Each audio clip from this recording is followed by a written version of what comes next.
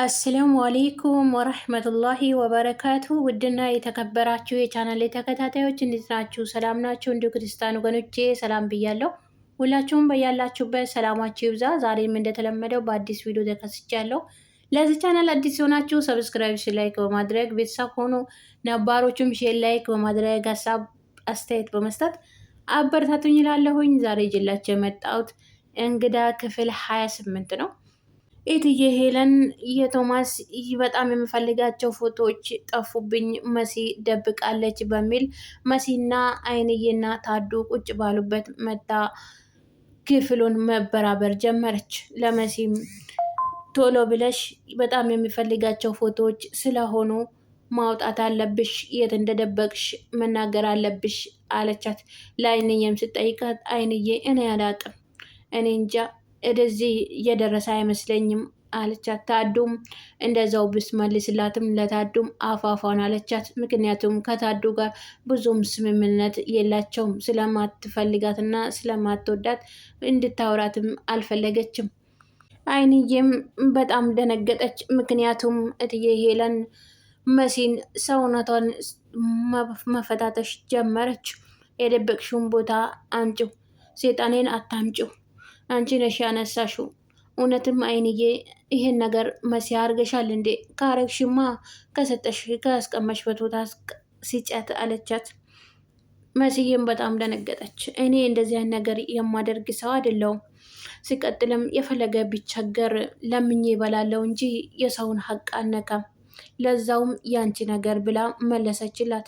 እትዬ ሄለንም መሲን ጎትታት ነይ ክፍል ሄደን እስካሁን ያረግሽውን ሁሉ እያንዳንዱን ማውራት አለብን ብላ ጎትታት ወደ ክፍሏ ይዛት ስትሄድ አይንዬም በጣም ደነገጠች። ወይኔ ጉዴ በሚል ኳላ ኳላቸው እየተከተለቻቸው አብራቸው ሄደች። ቤሉም ኑኑን ማፍቀሩ እንደቀጠለ ነው።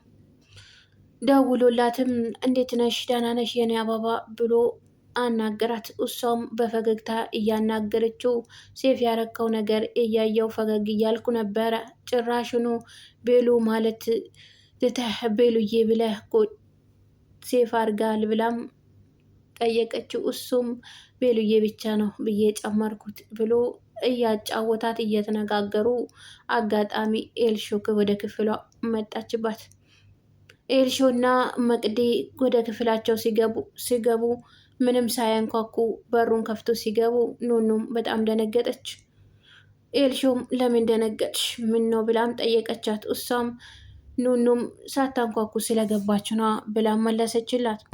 ኤልሾም እንግዲህ ቤቱ የኛ ነው፣ ምንም አይነት እንደዚህ አይነት ትዕዛዝ ጠይቅኝ አልፈልግም፣ ደግሞም ይሄ ብልጣ ብልጥ ምላስሽ ወንድሜን እያጃጀለው ነው እድል አለቻት። ቤሎን የምታፈቅረው መቅዲም በጣም ተናደደች። ምክንያቱም እችናት እንደምታፈቅረው እሷነት እንዴት ባሌን ቀምጣኛለች የሚለው ነገር ስሚ አንቺ እንዴት ፍቅረኛ ያለውን ወንድ ትጀነጅኛለሽ፣ ታወሪያለሽ፣ አታፍሪም እንጂ ብላም ጠየቀቻት። ኑኑም ይቅርታ እህቴ አጋጣሚ የሆነው ነገር ነው ብላም መለሰችላት። ኤልሾም መቅዲ አፍካፍ እንድትላትም በጥቅስ አወራቻት። እንዴት እንደዚህ ታረጊያለሽ አንቺ ባለጌ ብላም መቅዲ ሰደበቻት ኑኑም የምትለው ጠፋባት። አጋጣሚ መጥቶ ሲወርዱባትም አይ እኔ አጋጣሚ የሆነው ነገር ነው ያልኳችሁ፣ ለምንድን ነው የማትሰሙኝ ብላም መለሰችላቸው። ኤልሾም እንዴት ወንድሜን እንደዚህ ታደርጋለሽ? ደግሞ አንቺን ቢሶ እንዴት ትቆጭብናለሽ? እኛን ነው የምትቆጭው? ከቃላቶቼ ክፉ ነገር እንዳይወጣ በጣም እየተጠነቀቅኩ ነው ማውራሽ።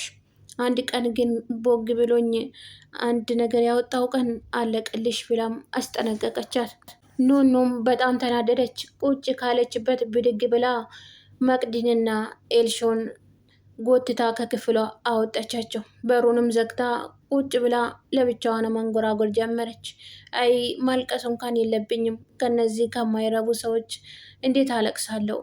ኑኑዬ ራስሽንማ መጠንከር አለብሽ የሚለው ነገር ራሷን ማንጎራጎርና ራሷን ማጽናናት ጀመረች። እትዬ ሄለንም መሲንና አይንዬን ታዱን ይዛ ወደ ክፍሏ ሄዳ ስጠይቃቸውም ሂጂና እህትሽን ጥሪያት፣ እህትሽን ጥራት ብላ መሲም ስጠይቃ መሲ አልጠራትም፣ ምክንያቱም እህቴ ብዙ የሚያሳስባትና የሚያስጨንቃት ነገር አለ። እዚህ ውስጥ ደግሞ በፍጹም አልተቀላቀለችበትም። ያላረግነው ነገር እንዴት አረግ ነው እንልሻለን? ደግሞም እንዴትስ ብለሽ ልጠረጥርኝ ቻልሽ? ብላ መለሰችላት። እኔ ራሴ ሄጄ ጆሮዋን አንጠልጥዬ ከማመጣት ሄደሽ ብጠሪያት ይሻልሻል አለቻት። አይንዬም በጣም የተጨነቀችው እኔ ሄጄ ልጥራት ካልሆነ አይቀር ብላ ስትነሳ መሲ መጥራት ውስጥ መጥራት ከሆነ እኔ እጠራታለሁ ብላ ወደ ክፍሏ አመራች። ኤልሾና መቅዲ ወደ እናቷ ክፍል መጡ። ሲመጡም እትዬ ሄለን ለኤሾ ጠየቀቻት። ጌጣጌጦቼ በሙሉ ጠፍተዋሉ፣ የት እንደሆኑ ታውቂያለሽ? ለመሆኑስ ቦታ ከቀየርሽበት ብዬ ነው አለቻት። በፍጹም አላደርገውም፣ እኔ አላደረግኩትም አለቻት። አንቺማ አታደርጊውም፣ አንቺን እንኳን አልጠረጥርሽም አለቻት። መሲም ወደ ኑኑ ሄዳ ኑኑን አንኳኩታ ገባች። ኑኑም የምታደርገው ጠፋባት። እንዴ ምን ሆነች ነው እህቴ? ይህን ያህል በሩን እስከምትሰብሪው ድረስ ለምንድን ነው የምታንኳኪው? አለቻት። አይ እቺ የተረገመች ሴትዮ አስቸኩላኝ ነው አስጨንቃኝ ነው ቅርቴ እህቴ አለቻት። ማናት ደግሞ? ኤልሾ ናት አለቻት። ኤልሾ ብትሆንማ ጥሩ ነበረ። እች የተረገመች ሄለን ናት። ምክንያቱም ቤት ውስጥ ጌጣጌጦችን እቃዎች ጠፉ እያለች ቤቱን ቀውጠዋለች። እህቴ ለመሆኑ አይተሸዋል እንዴ አለቻት። አይ ኑኑ እንዴት አየዋለሁ እኔ አላየሁትም አለቻት። መሲም እስቲ ነይ በቃ እንሄድ አጠገቧ አለቻት። ኑኑም ቁጭ ባለችበት ስልኳ በላዩ ላይ ነበረ። ምክንያቱም እሷ ሙሉ ቤተሰቦቿ ስልክ እንደሌላት ነው የሚያውቁት። ቤሎንም ስልክ አምጥቶ የሰጣት እሱንና እሱን ብቻ እንድታገኘው ስለፈለገ ብቻ ነው። ደብቃ እንድትጠቀመው ነበረ። አጋጣሚ ኑኑ ከላዩ ላይ አስቀምጣው ብድግ ስትል ስልኩ ወደ አልጋው ተንሸራቶ ወደቀ። መሲም ደነገጠች። እህቴ ይሄ ስልክ የማን ነው የማን ነው ብላ ጠየቀቻት። አይ ይሄንንማ ቢሮን ሰጥቶኝ ነው አለቻት።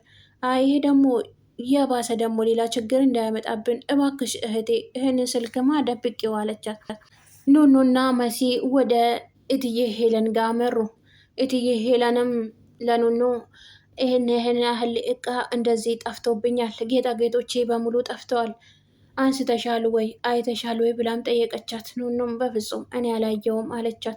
አይንዬም በጣም ተጨነቀች። ምክንያቱም ኑኑ ጭንቀት ውስጥ ስለምትገኝ ይህን ነገር በፍጹም አታደርገውም ተያት ታስጨንቂ ብላም ስትለምናት፣ እትዬ ሄለን ግን እሺ ልትላት አልቻለችም። ኑኑ ምናልባት እኮ አንቺ ታረጊዋለሽ አውጥተሽ ሽጠሹም ይሆናል፣ ከሆነ ሁሉም ነገሩን እውነቱን ብትነግሪኝ ይሻልሻል፣ ለሁላችሁም ጥሩ ነገር ነው ብላ አጥብቃ ያዘቻት። ኑኑ ግን ያላረገችው ነገር ስለሆነ አላረኩም የሚለው ነገር ላይ ጸናች። የባሰም ለአይንዬ ከቤሉን ጋር እንደምትውልና አብረው እንደምትሆን ሄለን ነገረቻት። እቺ እኮ የማታረገው ነገር የለም ከሱ ራቂ እየተባለች ጭራሹን አብራ እየዋለች ነው ብላ